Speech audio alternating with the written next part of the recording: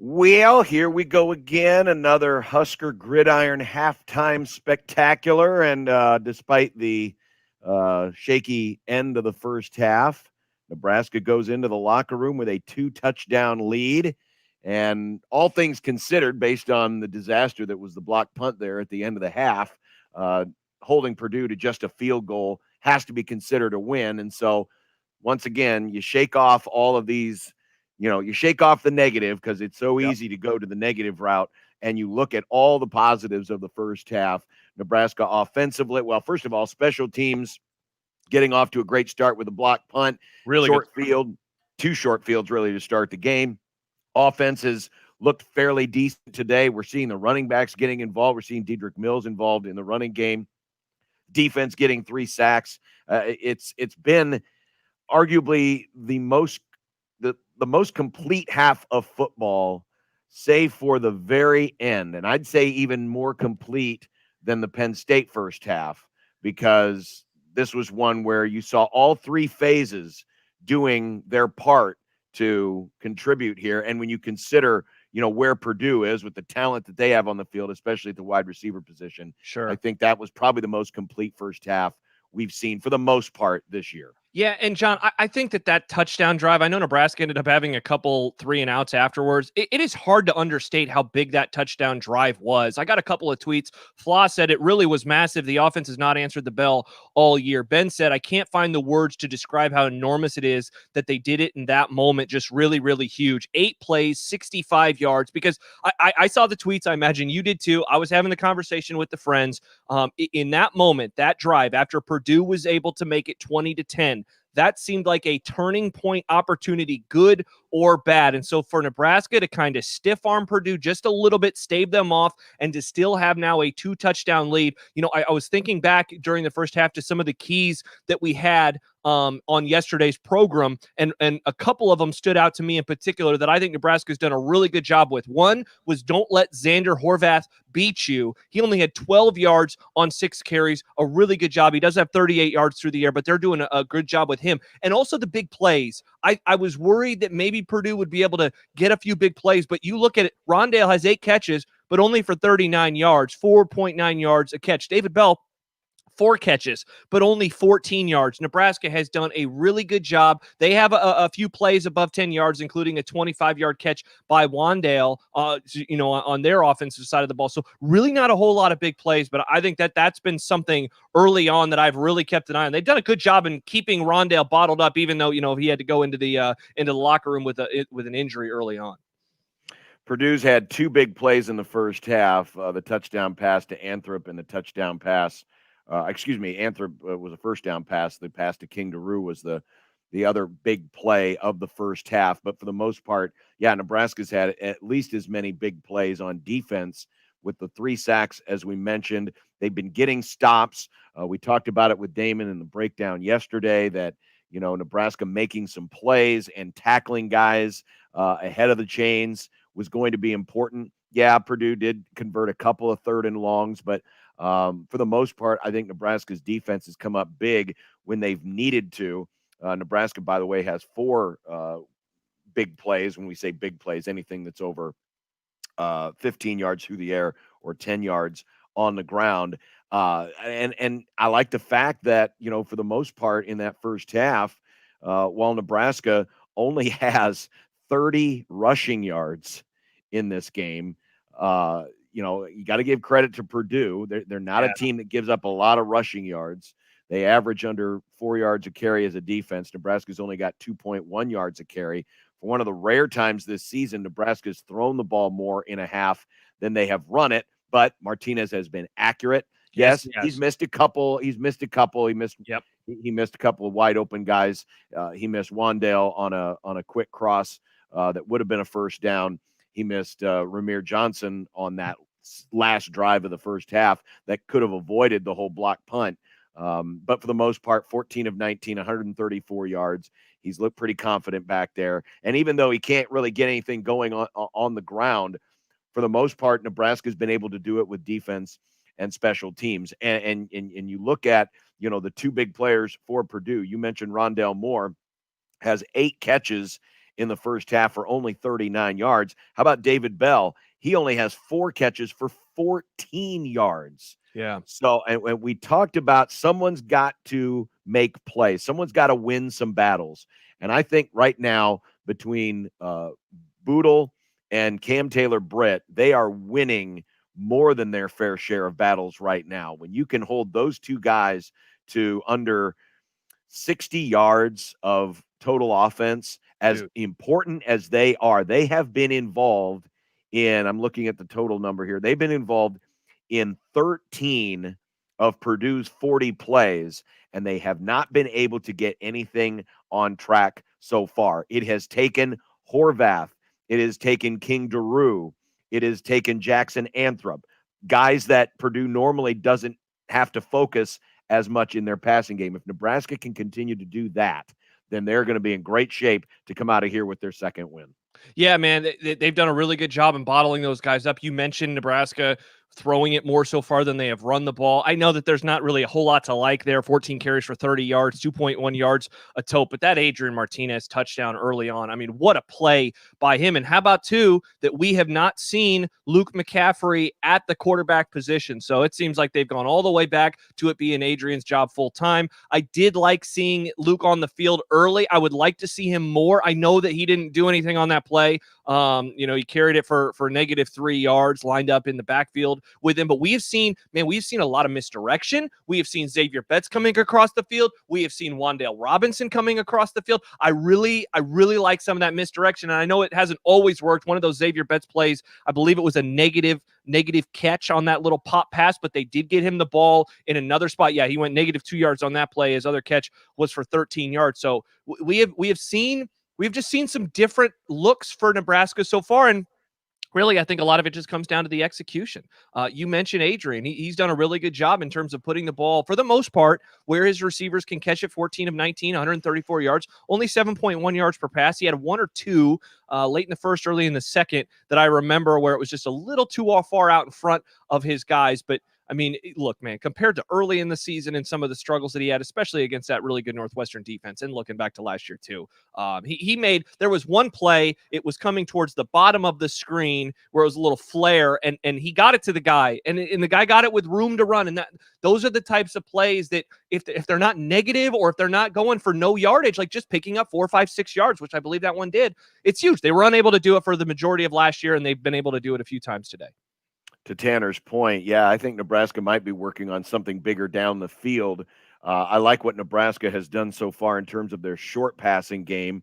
We finally saw Wan'Dale Robinson utilized in a way similar to what Iowa did last week. Remember when Iowa converted a couple of 3rd and longs by just dumping it off underneath and letting their playmakers in space with the rest of the field clear go out and make a play. Wan'Dale converted a first down. I like what they've done with the short screen game. Wyatt Lewer getting his first career touchdown. That you saw if you were watching along on TV, how Nebraska shifted before the snap. They had a one-man advantage on the short side of the field. So we talk about short side option. Well, there was a short side pass and it worked. I think we saw Travis Vokalek involved on a short pass. We're seeing the short passing game, as I mentioned, working very well. That might open up some things down the field, especially when you can get someone like Xavier Betts back into that secondary and try to hit something over the top.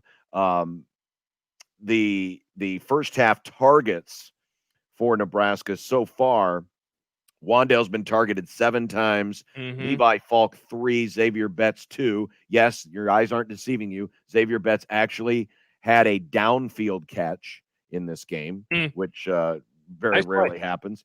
We mentioned Wyatt Lever and Travis Vokalek, and Johnson's been targeted a couple of times in this one. It looks like they've kind of settled in on the grouping of receivers that they're going to go with today. We've seen a lot of Levi. We've seen a lot of Xavier Betts. I don't know how many times Betts hasn't been on the field, but it seems like he's been out there an awful lot. So they're obviously comfortable now with what he's doing. I'd like to see Nebraska try to find ways to get him more involved. I think Purdue, I think Nebraska telegraphed that push pass that he was tackled for a loss in the first half. But showing that motion Yes. is so important. You got to continue to, give them the idea that that might be coming, and then you can slip something out on the backside, and maybe break a play that way. So don't go away from it, because I think it's still a play that can work for you. Honestly, if you look at this first half, Josh, I mentioned the two quote long plays by Purdue, but really their big plays today have been in Nebraska penalties.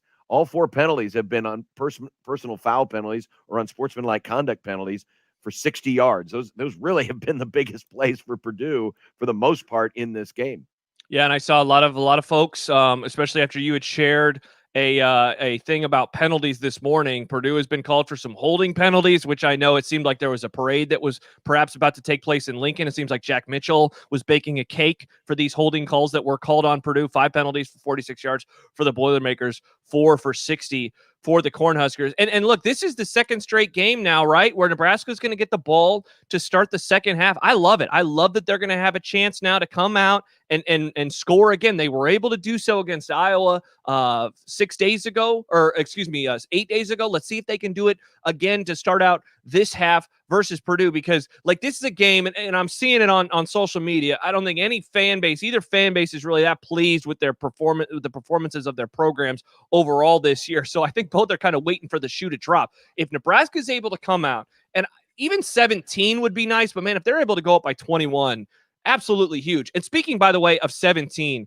Nebraska being able to kick field goals this year from distance, let alone from like 30 yards, is absolutely huge. It looked like throwing the baseball up really high to the outfield, or popping it up, working with the left fielders on that second field goal by Culp to get in that 49-yarder. I mean, just once again, it's something that when you have a kicker that is able to do that often, you don't ever think about it. Well, the last few years, I think Nebraska's been able to say, wow, we can't take that for granted anymore. So being able to get a 50-yard field goal, essentially, let's see if that ends up being the difference, but that was a big play late. You mentioned the usage of Luke McCaffrey. We saw him in on that one play, but we haven't seen much of him. Brian there saying they need to use him a little more as a decoy, and I would like to see a little more of Luke McCaffrey as well. If for anything else, maybe try to find a way to switch things out. We've seen Adrian Martinez try to run out of the shotgun, and so far Purdue has been wise to that. Yeah. But maybe when you have them both on the field at the same time, switch them out before the snap. Let Luke take the direct snap and see what he can do. He's the better runner of the two, or at least the more elusive runner of the two, albeit Martinez with a great run on that touchdown in the first quarter. But I'd like, maybe if we see a little bit of that to switch things up just a little bit. I think coming out of the locker room, though, first series on offense, first series on defense is going to set the tone for the entire half. Yep. And we talked about it a couple of weeks ago when they were up big on Penn State.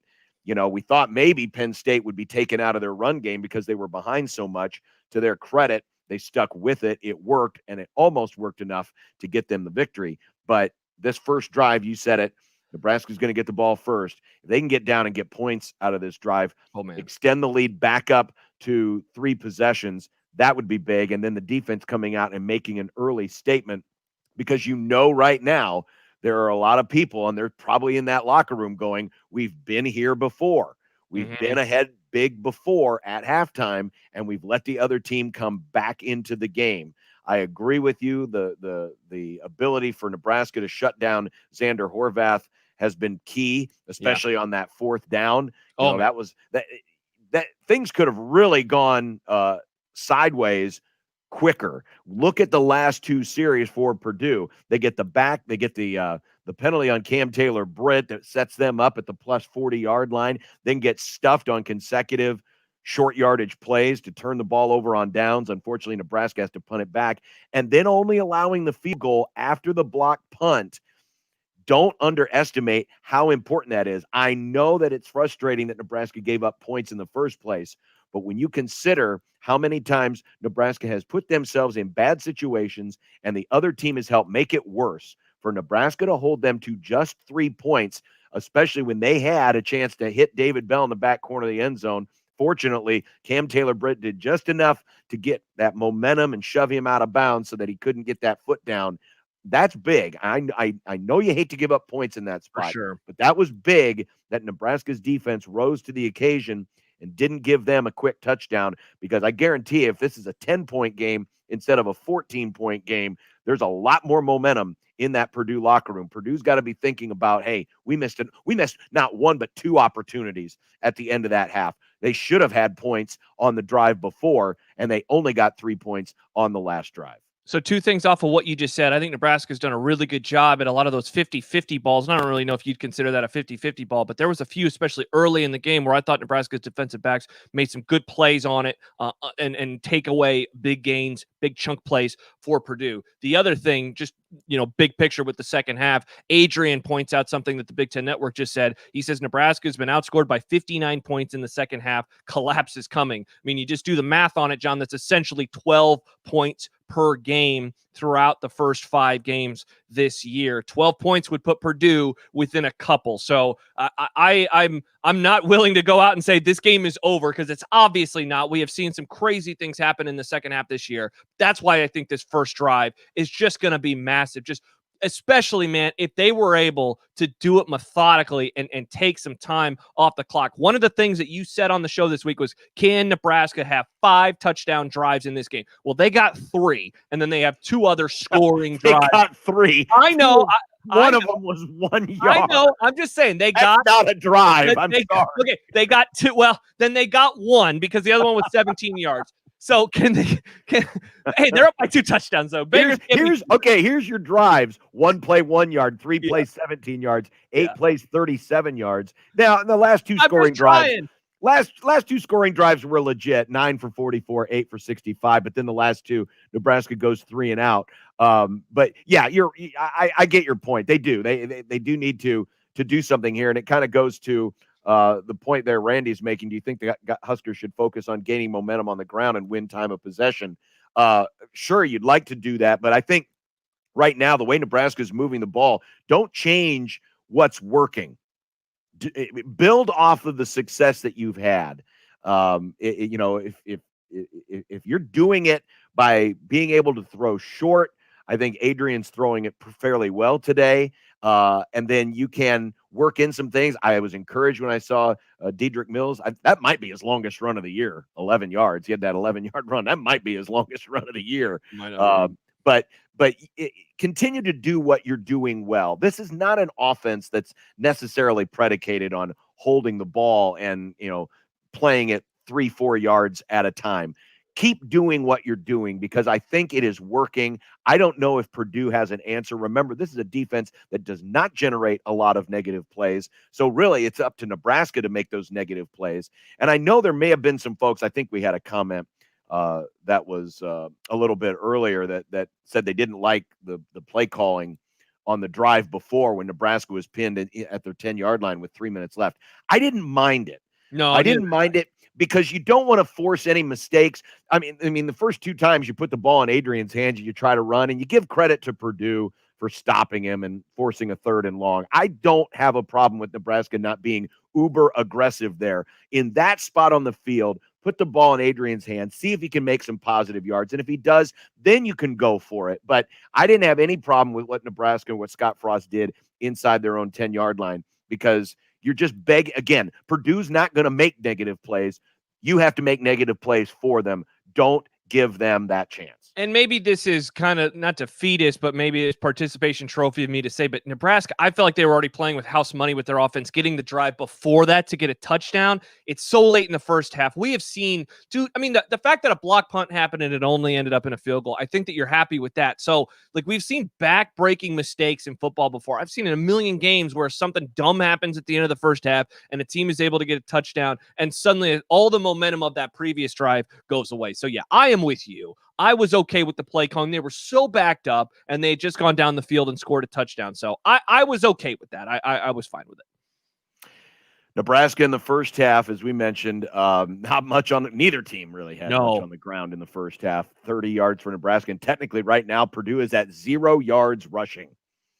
0 yards rushing. And that's, of course, because the sacks come off of the rushing total. But negative 23 yards in losses for Jack Plummer on the ground, which is, of course, the sacks. And how about the last sack? You getting pressure with 3 guys. I mean, who are these guys? Getting pressure with 3? Nebraska usually can't get pressure with 4 or 5. They're getting pressure with 3. Dude, That's pretty especially impressive. we talked about it yesterday with Damon. It's a team in Purdue that throws a lot of quick passes. So that they were able to get that much pressure throughout the first half. Hey, congrats to all the folks out there getting the Big Mac sacks left and right.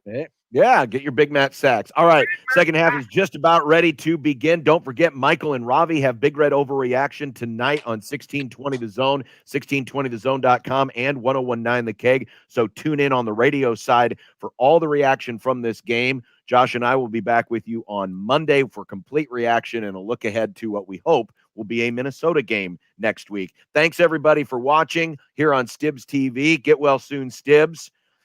I think he's still alive. Is he still alive? Is he still good? Yeah, he's texting good? me. Oh, yeah. I know he's still alive because you had a bad Kolachi take today. Oh, man, the Twitter machine. Then one of my friends ended up blowing up our group text mentioning Stibbs like every 5 seconds. Thanks, Stibbs. Terrible. Hey, and it looks like Nebraska's going to get some decent field position off this kickoff return by Alante Brown. So here we go. Second half is underway. Enjoy it, folks. We'll talk to you on Monday.